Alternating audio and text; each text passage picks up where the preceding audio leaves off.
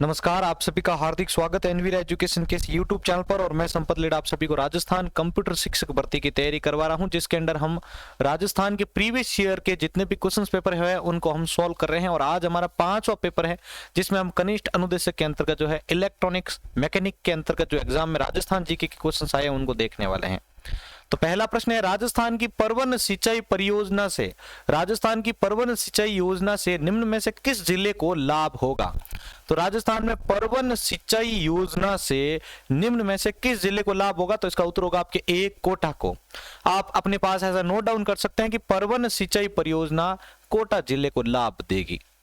अब देखिए, परवन सिंचाई परियोजना का पहला चरण पूरा होने पर 12 के 194, झालावाड़ के 81 और कोटा के 38 सहित कुल 313 गांवों के 1,31,400 हेक्टेयर भूमि की सिंचाई हो सकेगी। ठीक है, तो ये चीज आप इसके अंदर ध्यान रखिएगा। तो इसमें आपको 3 जो है जिलों के याद नाम रखने हैं। ठीक है, 12, झालावाड़ और कोटा। तो यहां पर इनमें से सिर्फ एक दे रखा है कोटा, तो इसलिए यहां पर हमने जो है इसको सही किया है। ठीक है, तो परवन सिंचाई परियोजना किससे संबंधित है? 12, झालावाड़ और कोटा। सबसे ज्यादा जो ये लाभ दे रही है वो है आपके 12 को, याद रखिएगा ये भी। अगला है, कौन से वन्य जीव अभयारण्य में संकटापन उड़न गिलहरियां मिलती है? कौन से वन्य जीव अभयारण्य में संकटापन उड़न गिलहरियां मिलती है? ऐसा भी एग्जाम में कई बार आ चुका है कि किस अभयारण्य में उड़न गिलहरियां पाई जाती है। तो इसका उत्तर ध्यान रखिएगा, आपके बी, सीता माता अभयारण्य में उड़न गिलहरियां पाई जाती है। अगला प्रश्न देखिए, कौन सा युग्म सही नहीं है? ठीक है, तो यहां पर आपका दे रखा है कि ये जो राजीव गांधी लिफ्ट नहर है ये जैसलमेर से संबंधित नहीं है। ये आपका यहां पर गलत है। आप अपने पास यहां पर ये लिख सकते हैं एक बार, कंवर सेन लिफ्ट नहर, जो कि इससे लास्ट वाला जो एग्जाम हुआ था इलेक्ट्रॉनिक्स से पहले मैकेनिकल डीजल वाला, उसमें था इसका कंवर सेन लिफ्ट नहर का संबंध किससे है? तो बीकानेर से है। ध्यान रखिएगा, ये एग्जाम में आ चुका क्वेश्चन है। कंवर सेन लिफ्ट नहर का संबंध बीकानेर से है। गंदहेली सहवा लिफ्ट नहर, गंदेली सहवा लिफ्ट नहर का संबंध किससे है? चूरू से। और गजनेर लिफ्ट नहर का संबंध जो है वो है आपके नागौर से। गजनेर लिफ्ट नहर का पहले नाम क्या था? राजस्थान नहर था, ध्यान रखिएगा। ठीक है, अब देखिए इंदिरा गांधी वाला देख लेते हैं। तो इंदिरा गांधी नहर राजस्थान की एक प्रमुख नहर है, इसका नाम जो है वो राजस्थान नहर है, ध्यान रखिएगा। ठीक है, और यह सतलज तथा व्यास नदियों के संगम पर निर्मित हरिके बैराज बांध से निकाली गई है। अगला प्रश्न देखते हैं हम, राजस्थान का वह जिला जो उत्तर प्रदेश और मध्य प्रदेश के साथ सीमा रखता है वह कौन सा है? राजस्थान का वह जिला जो उत्तर प्रदेश व मध्य प्रदेश के साथ सीमा रखता है तो वो कौन सा है? तो उसका उत्तर होगा आपके सी, धौलपुर जिला है। कौन सा? धौलपुर जिला जो है वो ऐसा जिला है जो उत्तर प्रदेश और मध्य प्रदेश के साथ सीमा बनाता है। अब देखिए यहां पर धौलपुर जिले का जनसंख्या घनत्व अगर आपको पूछा जाए तो आप बता सकते हैं 398 प्रति व्यक्ति वर्ग किलोमीटर। ठीक है, और साक्षरता दर आपके 69.1% है। धौलपुर जिले का देखो इंपॉर्टेंट क्वेश्चन है, ये आ चुका है एग्जाम में। धौलपुर जिले का उपनाम जो है वो है रेड डायमंड सिटी, राजस्थान का पूर्वी प्रवेश द्वार। ये आपके एग्जाम में आ चुका क्वेश्चन है पटवार के अंदर, ध्यान रखिएगा। धौलपुर जिले का उपनाम, ये 2 नाम याद रखने हैं, डायमंड, रेड डायमंड सिटी और राजस्थान का पूर्वी प्रवेश द्वार किस जिले को कहा जाता है। और साथ इसका पुराना नाम भी ध्यान रखिएगा, धवलपुरी। ये याद रखने का ट्रिक क्या है? आप धौलपुर से धवल ये याद बना सकते हैं। अगला है, जिस नदी पर मेजा बांध बनाए गए हैं वो कौन सा है? तो मेजा बांध आपके मतलब मेजा बांध जो है वो कौन सी नदी पर बनाया गया है? तो इसका उत्तर होगा आपके कोठारी नदी में। कहां पर? कोठारी नदी में। अब इस मेजा बांध का संबंध किससे है? तो राजस्थान के भीलवाड़ा जिले से है, ध्यान रखिएगा। ठीक है, राजस्थान के भीलवाड़ा जिले से संबंधित है ये मेजा बांध। अगला, डेगाना खाने राजस्थान के किस जिले में स्थित है? डेगाना खाने राजस्थान के किस जिले में स्थित है? तो डेगाना खाने आपके नागौर जिले में स्थित है। ठीक है, तो वैसे डेगाना नागौर से संबंधित आपको याद हो जाएगा ये तुझ तो।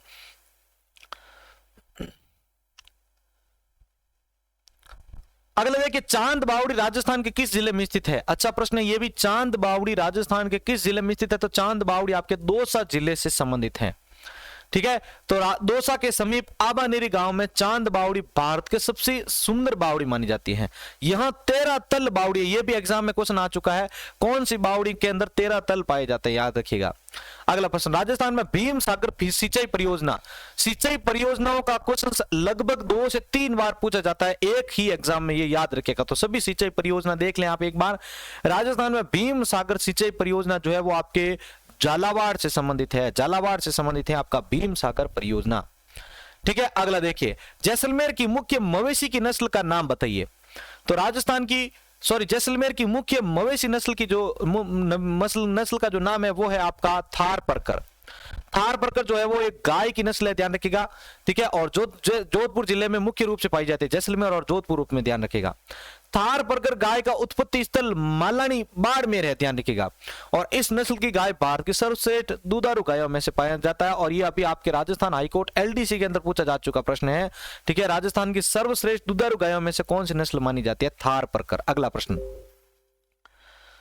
मरु विकास कार्यक्रम डीडीपी कब लागू किया गया था? मरु विकास कार्यक्रम डीडीपी कब लागू किया गया था? तो मरु विकास कार्यक्रम डीडीपी जो है वो आपके 1977-78 के बीच में लागू किया गया था, और यह योजना जो है आपके राष्ट्रीय कृषि आयोग की सिफारिश पर शुरू की गई थी।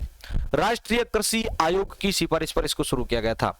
अगला, इंदिरा गांधी मुख्य नहर की लंबाई कितनी है? तो इंदिरा गांधी मुख्य नहर की लंबाई जो है वो है आपके 445 किलोमीटर। कितनी?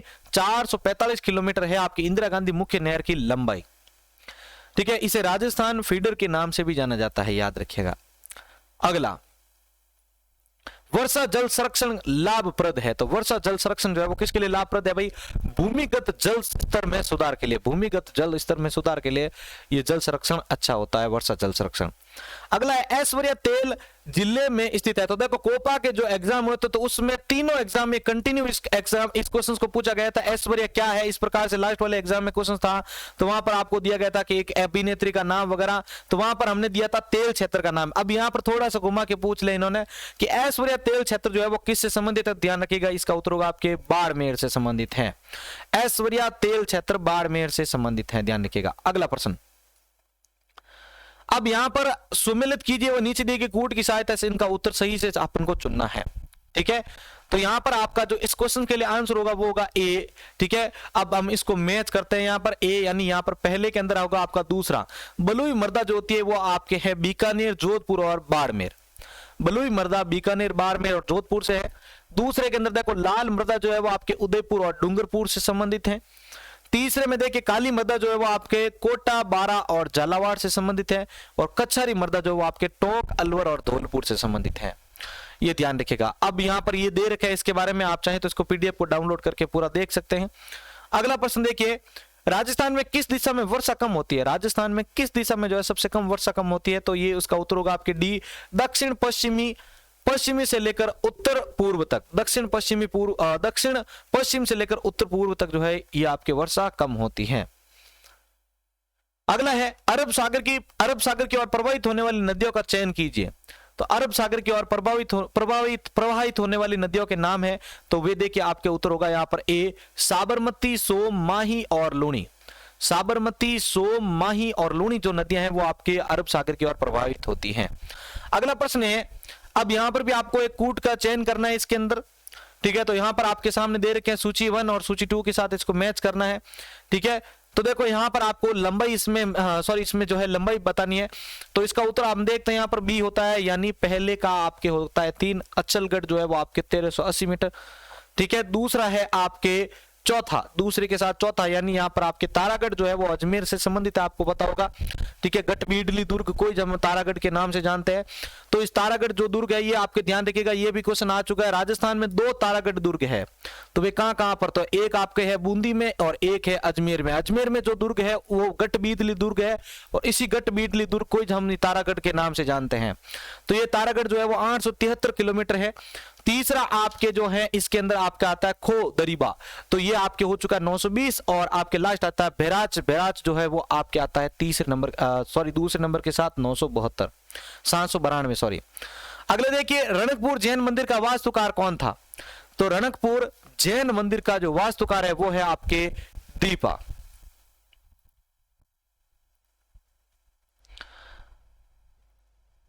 तो देखिए अगला प्रश्न अब आपके सामने आ रहा है, यहां पर चित्तौड़गढ़ दुर्ग के विजय स्तंभ का वास्तुकार कौन था? तो चित्तौड़गढ़ दुर्ग का जो विजय स्तंभ का प्रमुख वास्तुकार था वो था आपके सी जैता।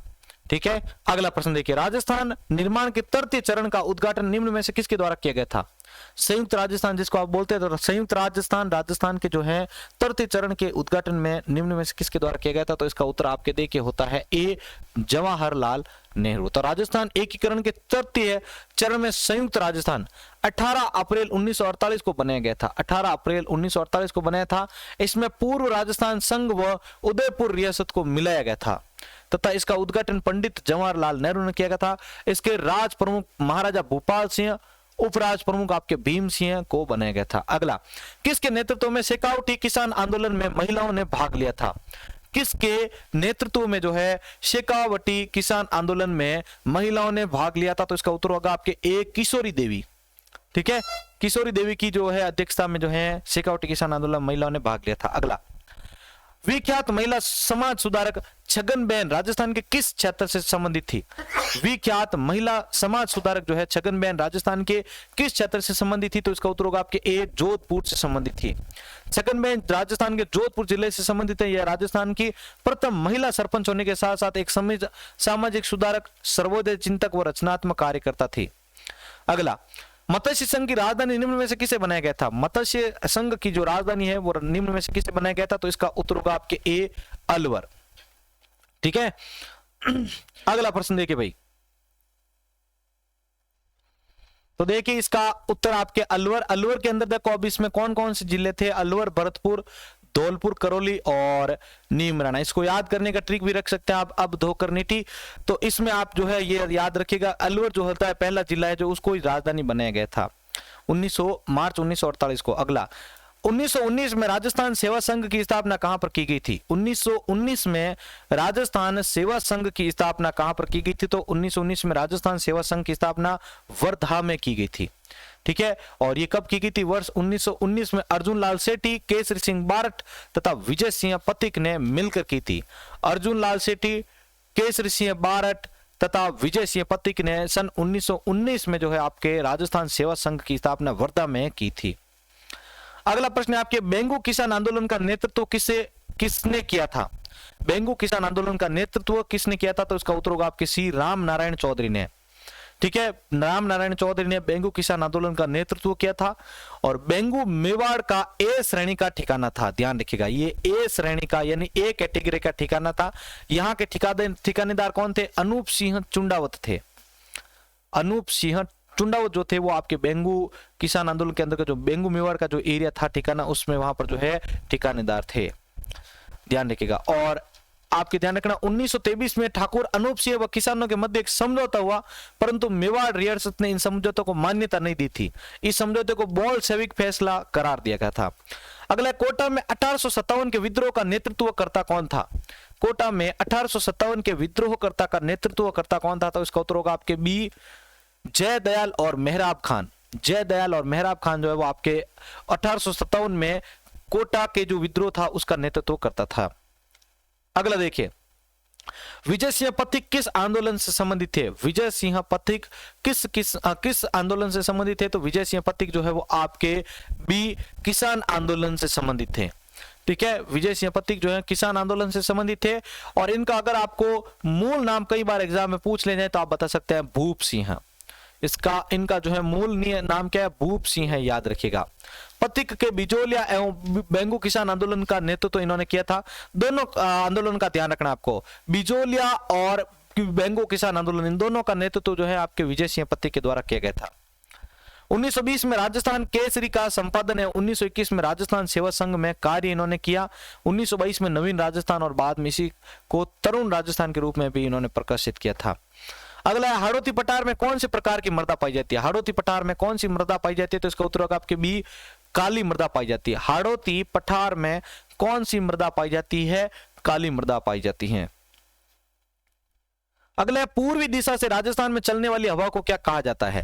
पूर्वी दिशाओं से राजस्थान में चलने वाली हवाओं को क्या कहा जाता है? तो इसका उत्तर होगा आपके ए, पूर्वाई कहा जाता है। पूर्वाई। तो पूर्वी दिशा से राजस्थान में जो हवाएं चलती है उसको हम कहते हैं पूर्वाई। अगला प्रश्न देखिए, तारागढ़ पर्वत चोटी अरावली के निम्नलिखित प्रदेशों में से निम्न में से किसका भाग है? तारागढ़ पर्वत चोटी अरावली के निम्नलिखित प्रदेशों में से किसका भाग है? तो इसका उत्तर होगा आपके सी, मध्य भाग है। ठीक है, अगला प्रश्न है, गोडवार प्रदेश राजस्थान के किस वृहत भू आकृतिक विभाग का हिस्सा है? गोडवार प्रदेश राजस्थान के किस वृहत भू आकृतिक विभाग का हिस्सा है? तो इसका उत्तर होगा आपके ए, पश्चिमी शुष्क प्रदेश का हिस्सा है। ठीक है, और इसको हम जो है गोडवार कहते हैं। अगला प्रश्न है, निम्न में से कौन सा युग में सुमेलित नहीं है? तो निम्न में से कौन सा युग में सुमेलित नहीं है? तो देखिए इसका उत्तर होगा आपके सी, बनास कुंटाल। बाकी चंबल जो है पार्वती से संबंधित है, लूनी जो है वो आपके सूकड़ी से, और माही सोम से संबंधित है। अगला है, ऊसर मर्दा किसे कहा जाता है? ऊसर मर्दा किसे कहा जाता है? पटवारी में भी आ चुका है ये क्वेश्चन। ऊसर मर्दा किसे कहा जाता है? तो इसका उत्तर होगा आपके खारी और लवणीय मर्दा को हम ऊसर मर्दा के नाम से जानते हैं। खारी और लवणीय मर्दा को ऊसर मर्दा कहा जाता है। यह मर्दा कहां पर पाई जाती है? बाड़मेर जालोर में सर्वाधिक पाई जाती है। और इसी को देखो कलर, ऊसर और रेह भी कहा जाता है। और इसका एक क्वेश्चन ये भी आ चुका है कि रेत के ऊपर जो सफेद चादर की तरह जो जम जाता है उसको हम क्या कहते हैं? वहां पर आपने रेह और कलर भी किया था, ये लास्ट एग्जाम में पूछा जा चुका प्रश्न है आपके। अगला प्रश्न देखिए, निम्न में से सुमेलित कीजिए व नीचे दिए गए कूटों की सहायता से सही उत्तर का चयन कीजिए। तो यहां पर इधर दे रखा है आपके सूची 1 और सूची 2 को आपस में मैच करना है। तो यहाँ पर आपको राज्य पशु और पक्षी को सेट करना है। तो इसमें आपके ऑप्शन होगा ए, यानी पहले के साथ 4। चिंकारा जो है वो आपके राज्य पशु है राजस्थान का। ठीक है, दूसरा जो है वो आपके गोडावन राज्य पक्षी है आपका राजस्थान का। खेजड़ी जो है वो आपके है राज्य जांटी, सॉरी यहां पर जो है इसका पहला ऑप्शन रहेगा जांटी, और मोर जो है वो राष्ट्रीय पक्षी है। तो चारों को वापस रिपीट कर लेते हैं। चिंकारा राज्य पशु है, गोडावन जो है वो आपके राज्य पक्षी है, खेजड़ी जो है वो आपके जांटी, और मोर जो है वो आपके राष्ट्रीय पक्षी। अगला, कृषि अनुसंधान केंद्र मंडोर कौन से जलवायु प्रदेश में स्थित है? कृषि अनुसंधान केंद्र मंडोर जो है वो कौन से जलवायु प्रदेश में स्थित है? तो इसका उत्तर होगा आपके बी, शुष्क पश्चिमी मैदानी क्षेत्र में स्थित है। और इनको आप एक बार जरूर देख लें, क्योंकि गारंटीड है कि यहां से आपको 1 से 2 क्वेश्चन हर एग्जाम के अंदर फिक्स देखने को मिलते हैं, क्योंकि अनुसंधान केंद्र का क्वेश्चन फिक्स आता ही रहता है। तो एक बार इनको देख लेते हैं। राष्ट्रीय सरसों अनुसंधान केंद्र कहां से संबंधित है? तो ध्यान रखना, सेवर भरतपुर से संबंधित है। अब इसमें सरसों से स से आप लेके इसको रेडी कर सकते हैं। ठीक है, राष्ट्रीय सरसों अनुसंधान केंद्र सेवर भरतपुर में है। केंद्रीय सूखा क्षेत्र अनुसंधान केंद्र जो है वो आपके जोधपुर काजरी से संबंधित है। केंद्रीय भेड़ एवं अनुसंधान केंद्र, सबसे ज्यादा पूछा गया वेरी इंपॉर्टेंट क्वेश्चंस। केंद्रीय भेड़ एवं ऊन अनुसंधान केंद्र कहां पर है? अविका नगर टोंक से संबंधित है। ठीक है, और आपको यह भी पूछा जा सकता है अविका नगर कहां से संबंधित? ध्यान रखिएगा, टोंक से संबंधित है। अगला, केंद्रीय ऊंट अनुसंधान केंद्र कहां पर है? जोहड़बीड़ बीकानेर में स्थित है। अखिल भारतीय खजूर अनुसंधान केंद्र कहां पर? बीकानेर। राष्ट्रीय मरु बागवानी केंद्र, इंपॉर्टेंट, राष्ट्रीय मरु बागवानी अनुसंधान जो है वो आपके बीकानेर से संबंधित है। राष्ट्रीय घोड़ा अनुसंधान केंद्र जो है वो आपके बीकानेर से है। और केंद्रीय पशुधन प्रजनन फार्म जो है वो आपके सूरतगढ़ श्री गंगानगर से संबंधित है। अगला है, विश्व प्रसिद्ध ब्रह्मा मंदिर आपके कहां पर है? पटवारी में 2018 में पूछा जा चुका प्रश्न है ये। विश्व प्रसिद्ध ब्रह्मा मंदिर जो है वो आपके कहां पर स्थित है? तो इसका उत्तर होगा आपके बी, पुष्कर में स्थित है। ठीक है, ये प्राचीनतम मंदिरों में से एक माना जाता है, ध्यान रखिएगा। और राजस्थान में दूसरा ब्रह्मा मंदिर जो है 1984 में पुरोहित समाज के संत खेताराम असोतरा बालोतरा में इनको बनाया गया था। अगला प्रश्न आपके लिए देखिए, विजय मंदिर किला कहां पर स्थित है? विजय मंदिर किला जो है वो आपके कहां पर स्थित है? भरतपुर में स्थित है। अगला देखिए, रणथंभौर का प्रसिद्ध गणेश मेला कहां पर कब आयोजित होता है? तो रणथंभौर का प्रसिद्ध गणेश मेला कब आयोजित होता है? इसका उत्तर होगा भाद्रपद शुक्ल चतुर्थी के दिन जो है रणथंभौर का गणेश मेला जो है आयोजित होता है, भाद्रपद शुक्ल चतुर्थी के दिन। ठीक है, यहां और आपको यह भी पूछा जा सकता है, ये त्रिनेत्र गणेश मंदिर से भी संबंधित है, ध्यान रखिएगा। अगला प्रश्न देखिए, प्रसिद्ध राजस्थानी लोक नर्तकी गुलाबों का संबंध किससे है? यह भी इंपॉर्टेंट है। प्रसिद्ध राजस्थानी नर्तकी गुलाबों का संबंध किस नृत्य से है? तो इसका उत्तर होगा आपके बी, कालबेलिया नृत्य से संबंधित है गुलाबों का संबंध। अगला प्रश्न देखते हैं, लोक संगीत नृत्य एवं नाट्य की कौन सी विधा पूर्वी राजस्थान से संबंधित है? लोक संगीत नाट्य एवं नृत्य की कौन सी विधा पूर्वी राजस्थान से संबंधित है? तो इसका उत्तर होगा आपके बी, नौटंकी। नौटंकी जो है इससे संबंधित है। अगला, निम्न में से कौन सा क्षेत्र ढूंढाड़ी बोली के लिए जाना जाता है? कौन सा क्षेत्र जो है ढूंढाड़ी बोली जाने के लिए जाना जाता है? तो इसका उत्तर होगा आपके सी, जयपुर और टोंक। अगला, चित्रांकन की उनियारा शैली का क्वेश्चन आ चुका है। चित्रांकन की उनियारा शैली को किस चित्र शैली की उप शैली के रूप में जाना जाता है? तो चित्रांकन की उनियारा शैली को किस चित्र शैली की उप शैली के रूप में जाना जाता है? ढूंढाड़ शैली के उप शैली के रूप में जाना जाता है। ढूंढाड़ चित्र शैली के प्रमुख केंद्र कौन कौन से हैं? जयपुर, आमेर, उनियारा, शेखावटी और अलवर। जयपुर, आमेर, उनियारा, शेखावटी और अलवर जो है वो आपके ढूंढाड़ चित्र शैली के प्रमुख केंद्र माने जाते हैं। अगला पिछवाई चित्र शैली का मुख्य विषय क्या है? तो पिछवाई चित्र शैली का जो मुख्य विषय है वो है आपके श्री कृष्ण लीला। पिछवाई चित्र शैली का मुख्य विषय श्री कृष्ण लीला है। अगला प्रश्न देखिए, विश्नोई संप्रदाय का संस्थापक कौन था? विश्नोई संप्रदाय का संस्थापक कौन था? तो विश्नोई संप्रदाय का संस्थापक आपके जम्बो जी है। अगला प्रश्न देखिए, अगला प्रश्न है, किस पहाड़ी पर जोधपुर का मेहरानगढ़ दुर्ग स्थित है? कई बार लगभग एग्जाम में ये क्वेश्चन पूछा जा चुका है। किस पहाड़ी पर जोधपुर का मेहरानगढ़ दुर्ग स्थित है? तो इसका उत्तर होगा आपके डी, चिड़िया टोक। ठीक है, चिड़िया टोक पहाड़ी पर स्थित है आपका जोधपुर का मेहरानगढ़ दुर्ग। इस दुर्ग को हम जो है मयूर ध्वजगढ़, मोर ध्वजगढ़, गढ़ चिंतामणि, सूर्यगढ़ आदि के नाम से भी जानते हैं। ठीक है, और ये लास्ट आपके एग्जाम में एक बार इस प्रकार का क्वेश्चन आ चुका है, निम्न में से किस फोर्ट को सन फोर्ट के नाम से भी जाना जाता है? सन फोर्ट का मतलब होता है सूर्यगढ़ जो है वो आपका मेहरानगढ़ है। और ध्यान रखिएगा एक क्वेश्चन ये भी आ चुका है कि किसे हम जो है गोल्डन फोर्ट के भी नाम से जानते हैं। तो गोल्डन फोर्ट का ध्यान रखिएगा, सोनारगढ़ को गोल्डन फोर्ट भी कहा जाता है। इसको याद करने का भी ट्रिक ध्यान रखिएगा, सोनारगढ़ मतलब गोल्डन और FORT यानी गढ़। गोल्डन फोर्ट होता है सोनारगढ़ और सन फोर्ट जो है वो आपका है सूर्यगढ़, मेहरानगढ़। अगला, मेहरानगढ़ दुर्ग का निर्माण किसने करवाया था? मेहरानगढ़ दुर्ग का निर्माण किसने करवाया था? तो इसका उत्तर होगा आपके सी राव जोधा ने 1459 ईस्वी में करवाया था। और ये लास्ट वाला जो आपका पेपर दिया था उसमें ये क्वेश्चन था आपके, कब करवाया गया था ये पूछा गया था वहां पर। ठीक है, करणी माता ने इस दुर्ग की नींव रखी थी, ध्यान रखिएगा। अगला, 1574 ईस्वी में अकबर की सेना के अधिकार के बाद जोधपुर का प्रशासक किसे नियुक्त किया गया था? 1574 ईस्वी में अकबर की सेना के अधिकार के बाद जोधपुर का प्रशासक किसे नियुक्त किया गया था? डी, बीकानेर के राय सिंह को करवाया गया था। अगला प्रश्न, अजमेर के चौहानों के नाम से भी जाना जाता है। अजमेर के चौहानों को किस नाम से भी जाना जाता है? तो इसका उत्तर होगा आपके सपाल दक्ष के नाम से भी जाना जाता है। ठीक है, सपाल दक्ष जो है वो आपके चौहानों का मूल स्थान जो है वो आपके सपालदक्ष झील के आसपास का क्षेत्र है, इसलिए हम इनको सपालदक्ष के नाम से भी जानते हैं। अगला, जुते हुए खेत के साक्ष्य जो है किस सभ्यता से संबंधित है? खुद जुते हुए खेत के साक्ष्य जो है वो आपके किस सभ्यता से संबंधित है? सी, कालीबंगा से संबंधित है। ध्यान रखिएगा, कालीबंगा का शाब्दिक अर्थ क्या है? काले रंग की चूड़ियां। अगला, किस शिलालेख में चौहानों को वत्स गोत्र ब्राह्मण बताए गए हैं? किस शिलालेख में चौहानों को वत्स गोत्र ब्राह्मण बताया गया है? तो इसका उत्तर होगा आपके ए, बिजोलिया शिलालेख में बताए गए हैं। डॉक्टर दशरथ शर्मा के अनुसार चौहानों को बिजोलिया शिलालेख के अनुसार वत्स ब्राह्मण माना गए हैं। और इस लेख में इनको विप्र श्री वत्स गो तेत्रुत पंक्ति इस विचार का प्रतिपादन करती हैं कि कायम खां रासो तथा चंद्रावती लेख में भी चौहानों को ब्राह्मण वंशीय बताया गया है। तो ये थे हमारे आज के इंपॉर्टेंट 15 क्वेश्चंस जो भी इस पेपर से संबंधित थे। अगर आपको वीडियो अच्छा लगा है, हेल्पफुल लगा है, तो जल्दी से इसको लाइक कर दीजिए, अपने दोस्तों के साथ शेयर कर दीजिए। और अगर आप पहली बार इस यूट्यूब फैमिली के साथ जुड़े हैं तो सब्सक्राइब कर दीजिएगा, जिससे आगामी क्लास आपको समय पर जो है मिल सके।